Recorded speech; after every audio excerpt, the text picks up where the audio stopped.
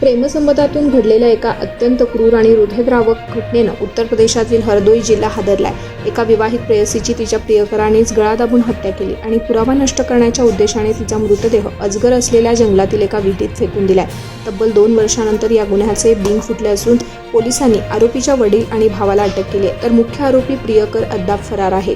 पोलिसांनी दिलेल्या माहितीनुसार संदिला भागातील सराय मारुगपूर गावातील सोनम नावाच्या विवाहित महिलेचे मधोगंज भागातील जेहद्दीपूर गावातील मसिदाल याच्याशी प्रेमसंबंध होते. सोनमचा एकदा रॉंग नंबर लागला होता. हा फोन मसिदालला केला होता आणि त्यातूनच त्यांच्यात बोलणं वाढून प्रेमसंबंध जुळले.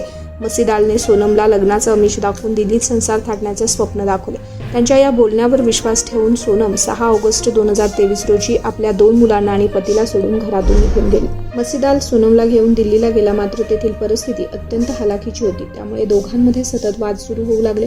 सोनमने घरी परत जाण्याचा तगादा लावल्यानंतर मसिदाल तिला घेऊन गावी परत आला, मात्र इथेही त्यांच्यातील वाद मिटले नाहीत. अखेर सततच्या भांडणाला कंटाळून मसिदालने सोनमचा कायमचा काटा काढण्याचा निर्णय घेतला आणि त्याने तिची गळा दाबून हत्या केली आणि तिचा मृतदेह जंगलातील एका विहिरीत फेकून दिला.